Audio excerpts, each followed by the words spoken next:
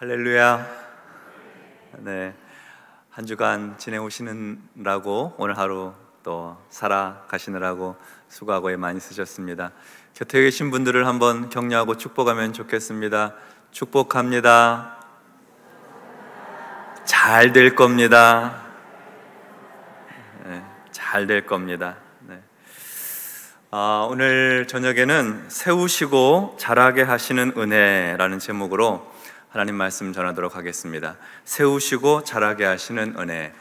말씀은 주로 교회에 관한 말씀인데요, 세우시고 자라게 하시는 은혜는 사실 가정에도 또 우리가 살아가고 있는 삶의 자리, 일터와 사업에도 동일한 원리가 적용이 됩니다. 그래서 오늘 교회를 중심으로 하는 이 말씀이 우리의 가정에도 또 일터와 사업에도 하나님께서 역사해 주셔서 내가 노력하고 애쓰고 수고해서 이루는 것도 복인데 일이 되어지는 것, 일이 되어가는 것, 이것이 더 큰 은혜와 복입니다. 하나님께서 개입하시고 함께해 주셔서 잘 되어가는 은혜와 복이 우리 삶에 넘쳐나기를 주의 이름으로 기원합니다. 오늘 본문은 하나님께서 교회를 세우시는 말씀입니다. 교회는 세워집니다. 세워지는 겁니다. 수동태입니다. 그리고 교회는 사람이 세우는 것이 아닙니다. 교회를 세우시는 주체는 사람이 아닙니다. 사람이 세운 것이 아니니까 사람이 주인으로서 소유권을 주장할 수 없습니다. 교회는 하나님께서 세우십니다. 교회는 하나님에 의해서 세워지는 겁니다. 교회의 주인은 하나님이시고 교회는 하나님의 소유입니다. 오늘 본문은 바로 이 부분을 아주 분명하게 말씀하고 있습니다. 현실에서는 사람들이 모여서 교회를 이루고 또 교회를 세웁니다. 교회의 개척 멤버들이 있습니다. 또 교회 안에서 주도적인 역할을 하는 사람들도 있죠. 규모가 작은 교회일수록 그런 사람들의 움직임은 아주 눈에 잘 띕니다. 그러나 그렇다고 해서 그 사람들이 교회를 세웠다고 할 수 없고 교회의 주인이라고 할 수도 없습니다. 교회는 명백하게 하나님께서 세우시고 하나님께서 다스리시기 때문입니다. 그런데 이 교회를 하나님께서 세우시는 방법은 사람을 통해서 세우십니다. 사람을 통해서입니다. 여기서 교회를 세우는데 일하는 사람은 하나님께 쓰임받는 도구입니다. 하나님께서 사용하시는 사람입니다. 하나님께서 사람을 쓰셔서 그들을 통해서 교회를 세우십니다. 여전히 교회를 세우는 주체는 하나님이시고 사람은 하나님에 의해 쓰임받는 통로입니다. 바울은 에베소 교회 성도들에게 이 사실을 강조하고 있습니다. 에베소 교회 성도들은 에베소 교회가 어떻게 세워졌는지를 잘 알고 있습니다. 아볼로가 와서 복음을 전했고 세례 요한의 그 회개의 세례를 베풀었습니다. 또 바울이 와서 3년 가까이 복음을 전했었고 예수 그리스도의 이름으로 세례를 베풀었습니다. 그리고 나중에는 디모데가 와서 에베소 교회를 목회하였습니다. 그리고 그 사이에 많은 교인들이 수고와 봉사를 하였고 섬김의 사역들을 하였던 것이죠.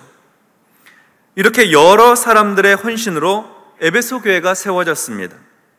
그러나 바울은 에베소 교회는 사람이 세운 교회가 아니고 하나님께서 세우신 교회, 하나님께서 필요한 사람들을 보내셔서 세우신 주님의 교회라고 설명하고 있는 것입니다. 11절하고 12절 말씀 보도록 하겠습니다. 그가 어떤 사람은 사도로, 어떤 사람은 선지자로, 어떤 사람은 복음 전하는 자로, 어떤 사람은 목사와 교사로 삼으셨으니 이는 성도를 온전하게 하여 봉사의 일을 하게 하며 그리스도의 몸을 세우려 하심이라. 하나님께서 사람들을 세우십니다. 교회를 세우기 위해 사람들을 쓰시는 것입니다. 그래서 하나님께서 어떤 사람은 사도로 사용하십니다. 사도는 예수님의 제자를 말합니다. 사도라는 말 안에는 보냄을 받았다 하는 뜻이 포함되어 있습니다. 보냄을 받았다.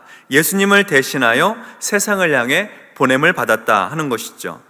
세상에 보냄 받아서 주의 복음 전파하고 복음의 불모지에 교회를 개척하고 교회를 세우는 일을 하는 사람이 사도입니다. 지금도 사도적 은사를 가진 사람들은 교회를 개척하는 일들을 감당하고 또 미전도 종족, 세계 선교지에 나아가서 복음을 증거하는 사명을 감당합니다. 다음으로 하나님께서 어떤 사람은 선지자로 사용하십니다. 선지자는 예언자를 말합니다. 성경적 의미의 선지자, 예언자는 미래의 일을 알아맞히는 점쟁이가 아닙니다. 그보다는 이 선지자, 예언자는 하나님 말씀을 받아서 대언하는 역할을 합니다. 하나님의 말씀을 사람들에게 전달하는 일을 하는 것입니다. 예언자라는 말의 어감 때문에 미래 일을 맞추는 포춘텔러, 포어텔러라고 하는 이 점쟁이라 이렇게 생각하지만 그렇지가 않습니다. 예언자는 하나님 말씀의 전달자, 대언자입니다. 그러니까 때로 하나님 말씀으로 격려하기도 하고 위로하기도 하고 하나님 말씀을 대신 전해주어서 죄를 책망하기도 하고 꾸짖기도 하고 그러는 거죠. 하나님 말씀을 대언하다 보면 미래에 진행될 일도 말씀하죠. 그러나 그것은 하나님 말씀 대언하는 것의 일부분입니다. 예언은 단순하게 미래 일을 점치는 것이 아니고 하나님의 말씀을 대신 전해주는 것, 대언하는 것, 그것이 성경적 의미의 선지자 그리고 예언자입니다. 하나님은 교회를 세우실 때 그들을 통해서 하나님의 뜻을, 하나님의 계획을, 섭리를 전해주셨습니다. 하나님 말씀을 대언하게 하셨던 것이죠. 다음으로 하나님께서는 어떤 사람은 복음 전하는 자로 삼으셨습니다. 복음 전하는 자는 전도자입니다. 사람들에게 예수 믿으라고, 예수님이 우리의 구원자라고 전하는 사람입니다. 구원의 길을 알리는 사람들이죠. 거리에서 복음을 전하고, 가정을 방문해서 복음을 전하고, 시장에서, 공원에서 만나는 사람들에게 복음 전하는 사람들입니다. 이 복음 전하는 사람들을 통해서 예수 믿게 된 사람들이 참 많습니다. 예전에 우리나라도 전도인이라고 해서 곳곳을 다니면서 복음을 전했던 많은 전도자들이 있었습니다. 그들이 세례받고 교회 공동체의 일원이 될 수 있도록 복음을 전하는 그런 복음 전하는 자들이 있었습니다. 그리고 어떤 사람은 목사로 삼으셨습니다. 여기서 목사는 목회적 돌봄을 하는 사람을 말합니다. 주로 신방하고 상담하고 함께 기도하고 성도와 성도를 연결시켜주고 영적으로 침체된 사람들을 돌보고 격려하는 역할을 하는 목양자, 목회자입니다. 하나님께서는 또 어떤 사람은 교사로 삼으셨습니다. 교사는 말 그대로 가르치는 사람입니다. 이들은 성경을 가르쳤습니다. 말씀을 가르치는 역할을 했습니다. 어떻게 교회 생활하는지, 신앙생활 해야 하는지를 지도하고 가르쳤습니다. 말씀 생활, 기도 생활, 또 헌금 생활, 전도 생활, 이웃을 돕고 섬기는 생활 등등 여러 신앙생활의 길들을 가르쳤습니다. 오늘날에는 하나님의 말씀을 전하는 선지자, 또 성도들을 돌보는 목사, 성경을 가르치고 교회 생활, 신앙생활 가르치는 교사의 역할이 목사에게로 통합되어 있습니다만 처음 초대교회는 사도, 선지자, 복음 전하는 자, 목사, 교사 각각의 직분과 직책이 나누어져 있었습니다. 그런데 이 모든 직분과 직책들은 하나님께서 교회를 세우기 위해 주신 역할들이었습니다. 그러니까 교회를 위해 봉사하고 섬기도록 주신 역할들이에요. 그렇게 하여서 하나님의 필요를 따라 하나님께서 그들을 세우셔서 하나님께서 사용하신 사람들이죠. 그래서 하나님은 교회를, 그러한 직책을 맡겨주셔서 사람을 통해 교회를 세우셨습니다. 이 사람들이 하는 일의 초점은 아주 분명합니다. 12절에 기록이 되어 있는데요, 이 말씀은 같이 합독하도록 합니다. 이는 성도를 온전하게 하여 봉사의 일을 하게 하며 그리스도의 몸을 세우려 하심이라. 아멘. 한 번 더 읽겠습니다. 이는 성도를 온전하게 하여 봉사의 일을 하게 하며 그리스도의 몸을 세우려 하심이라. 아멘. 하나님께서 교회를 세우기 위해서 여러 직책들을 주셨는데 그 직책 맡은 사람들은 이렇게 사역해야 됩니다. 초점을 여기에 맞춰야 됩니다. 어떤 일인가? 성도들을 온전하게 하도록 사역해야 됩니다. 그러니까 사역의 초점이 성도들에게 있습니다. 예수 믿는 성도들이 온전할 수 있도록 사역해야 하는 것입니다. 자기의 이름을 내거나 자기의 영달을 위해서 일하거나 자기의 이름을 높이 유명하게 만들기 위해서 자기의 삶을 통해 자기 자신을 위해서 일하는 것이 아니라 성도의 삶을 온전하게 하는 일에 초점 맞추어 사역해야 된다는 것입니다. 여기서 성도를 온전하게 한다 하는 것은 빈틈없이 실수 없이 완전하게 한다 하는 것과는 의미가 좀 다릅니다. 여기서의 온전함은 잘 준비되고 잘 구비될 수 있도록 맡은 사역자들이 집중해야 된다 하는 겁니다. 성도들이 준비될 수 있도록 구비될 수 있도록 해야 된다는 것이죠. 성도들이 교회를 위해 준비되도록, 성도들이 믿음의 삶을 살아서 세상을 향해 나가서 그리스도인으로 살아갈 수 있도록 준비시키는 일을 이 직책 맡은 사람들이 감당해야 했다 하는 것입니다. 그렇게 온전하게 잘 준비되고 구비된 성도들이 나아가야 될 그 다음 단계는 봉사의 일이라 하였습니다. 온전하게 하여서 봉사의 일을 하게 한다는 것입니다. 1차적으로는 교회 안에서의 봉사입니다. 그 봉사는 어려운 성도들을 구제하고 돕는 일이었습니다. 고난과 슬픔 속에 있는 이들을 위로하고 격려하고 함께 기도해 주는 그런 일이었습니다. 초대 교회 안에서의 봉사는 주로 구제와 위로였습니다. 다른 지역의 교회가 겪는 어려움, 예를 들면 가난과 궁핍 등의 상황에 대해서 도움 주는 역할도 봉사의 일이었습니다. 세상을 향해서도 봉사의 일을 하도록 하는 것입니다. 예수 믿는 하나님의 자녀로서, 하나님의 백성으로서 세상을 향해 나아가서 섬기고 봉사하고 다른 사람의 유익을 위해서 일하는 그리스도의 사랑을 베푸는 일을 감당할 수 있도록 잘 준비되고 구비되도록 하는 역할, 그 일이 바로 선지자, 사도, 목사, 복음 전하는 자, 교사로 부름받은 사람들, 그렇게 직책 맡은 사람들이 해야 되는 일이었습니다. 이렇게 함으로 해서 최종 목적지, 어디를 향해 나가야 되는가? 그리스도의 몸을 세우는 것입니다. 교회 안에서 봉사하는 것도 그리스도의 몸을 세우기 위해서, 세상을 향해 나가서 봉사하는 일도 결국 그리스도의 몸을 세우는 것이었습니다. 주님의 몸, 곧 교회를 세우려는 것입니다. 교회가 그리스도의 몸으로서 생명을 가진 몸으로서 존재할 수 있도록 세우는 것이죠. 하나님께서는 필요한 사람들을 세우시고 그리고 그들에게 직책을 주셔서 하나님께서 그들을 통해 교회를 세우셨습니다. 이와 같이 교회는 세워지는 것이고 하나님께서 쓰시는 사람들을 통해서 세워졌습니다. 우리 교회도 그렇습니다. 그리고 그 다음은 하나님께서 세우신 교회가 이제 성장하고 자라게 하시는 단계입니다. 교회는 그리스도의 몸이고 그리고 건강한 몸은 자라고 성장하기 마련입니다. 교회의 건강함은 자라고 성장하는 데 있습니다. 자라고 성장하는 데 어떤 목표, 어떤 목적을 향해서 자라고 성장해야 됩니다. 오늘 본문은 교회가 자라고 성장하는 목표 지점, 목적지를 예수 그리스도라고 말합니다. 예수님처럼 되는 것이 목표입니다. 예수님의 인격, 예수님의 성품, 예수님의 사역, 예수님과 같이 되는 것이 교회가 성장하고 자라가는 목표라는 것입니다. 단순히 양적으로 성장하고 부흥하고 그런 것에 있는 것이 아니라 예수님처럼 되어가는 것입니다. 예수님처럼 주님 닮아가도록 부흥하고 성장하게 되면 양적으로도 부흥하고 성장하죠. 우리의 영적인 상태도 부흥하고 성장하게 되죠. 목표와 목적을 주님에게 두는 것입니다. 그것을 사도 바울은 그리스도의 장성한 분량이 충만한 데라고 하였고 그리스도에게까지 자라가라 하고 권면하였습니다. 하나님께서는 교회를 세우신 후에 교회를 자라게 하십니다. 하나님께서 자라게 하시는 겁니다. 하나님께서 성장하게 하시는 거예요. 교회의 성장과 성숙의 주체는 하나님이십니다.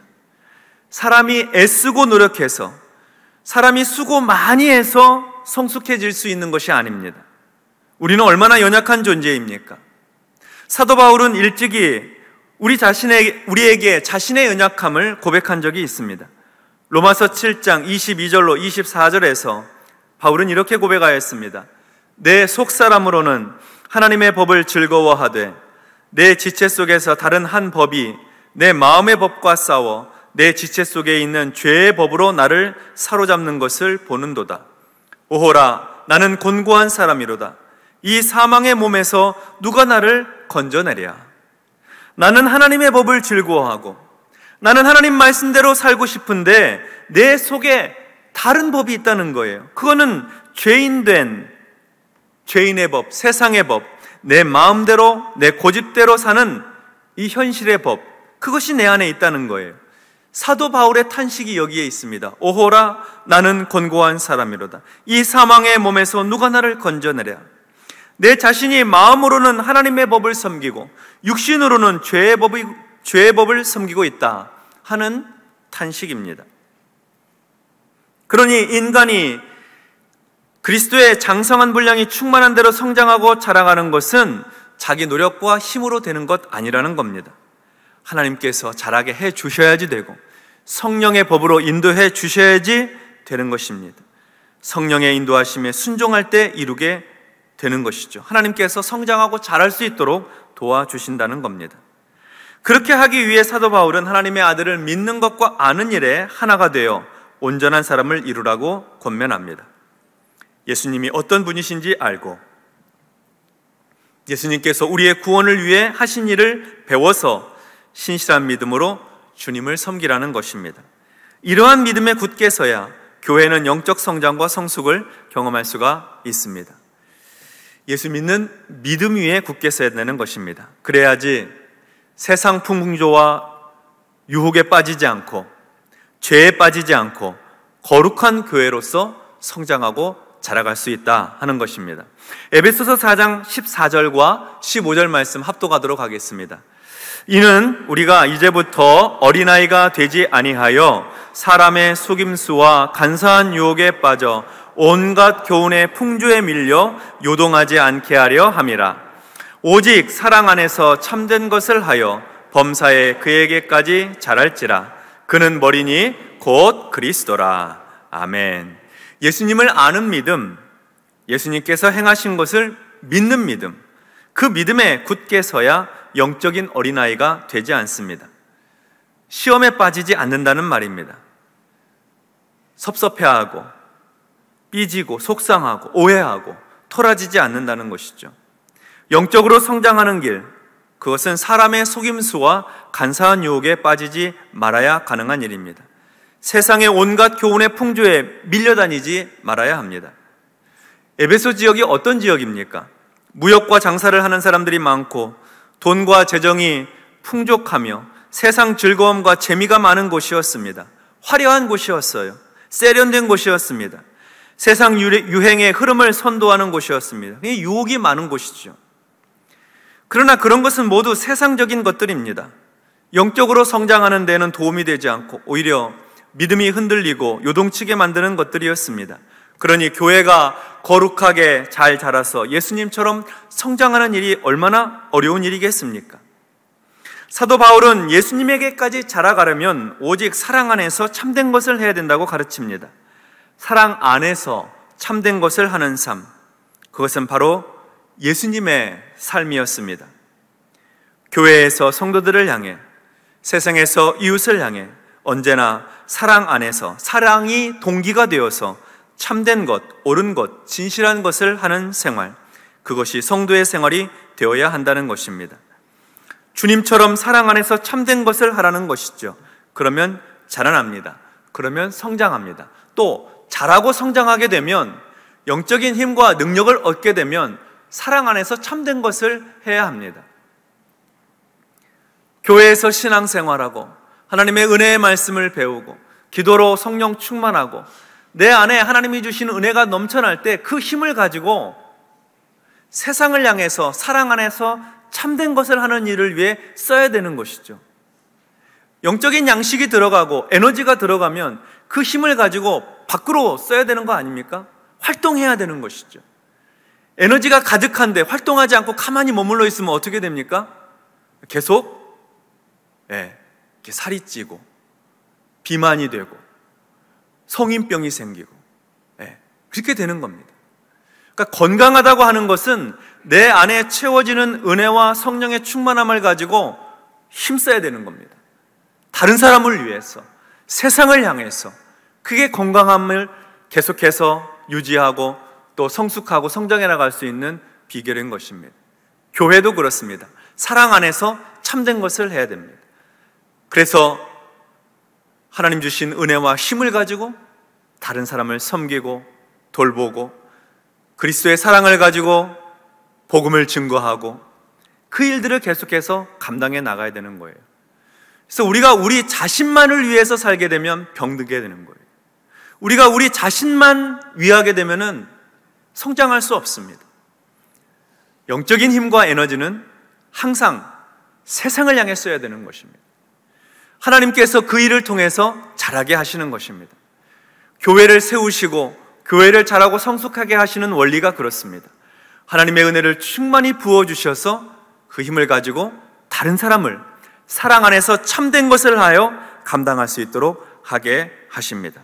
하나님은 우리가 그렇게 할 수 있도록 도와주십니다.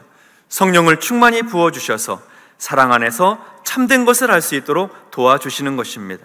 우리 힘과 능력으로 감당하는 것 아닙니다. 성령의 능력 안에서 이루어지는 일입니다. 그러니까 영적인 성장과 성숙은 하나님의 역사입니다. 예수님의 분량만큼 자라고 성장해 나가는 길은 주님이 도와주셔야지, 힘 주시고 능력 주셔야지 가능한 일입니다. 이어서 16절 말씀 보도록 하겠습니다. 함께 읽겠습니다. 그에게서 온 몸이 각 마디를 통하여 도움을 받음으로 연결되고 결합되어 분량대로 역사하여 그 몸을 자라게 하며 사랑 안에서 스스로 세우느니라. 아멘. 다행스러운 일은 우리 혼자 이 일을 감당하도록 하지 않으셨다는 것입니다. 그리스도의 몸을 세우고 그 안에서 사랑 안에 서로를 격려하고 그리고 주님의 일들을 할 수 있도록 힘 주시고 능력 주셔서 살아가게 하시는 것, 성장하고 자라게 하시는 것은 혼자 해라, 너 혼자 알아서 해라, 그렇게 하지 아니하시고 교회를 이루어서 우리의 몸이 뼈와 뼈, 살이, 혈관이 서로 마디를 통해서 연결되고 서로 힘을 나누고 그렇게 해서 능력을 갖게 몸이 구성되어 있는 것처럼 교회 안에서도 서로가 서로를 붙들어주고 격려해주고 위로해주고 그리고 함께 기도해 줄 수 있도록 유기적 공동체로 우리를 만들어 주셨다는 것입니다. 그래서 교회 안에서 성도들은 새 힘을 얻고 위로를 받고 능력을 얻게 되는 것입니다. 우리 교회에 주신 참 좋은 하나님의 선물은 바로 목장입니다. 우리는 목장 안에서 서로 영적인 도움을 주고 받음으로 서로 성장하고 자라게 됩니다. 목장 모임은 매우 중요한 성도의 공동체입니다. 예수님처럼 성장하고 자라는 생명의 인큐베이터와 같습니다. 서로 기도해주고 서로 붙들어주고 기도해주고 위로해주고 격려해주는 은혜의 공동체가 되는 것이죠. 그래서 목장이 건강하면 교회가 건강합니다. 목장 안에 하나님의 은혜가 충만하면 교회가 하나님의 은혜로 가득하게 되는 것입니다. 목장이 영적으로 부흥하면 교회도 함께 부흥합니다.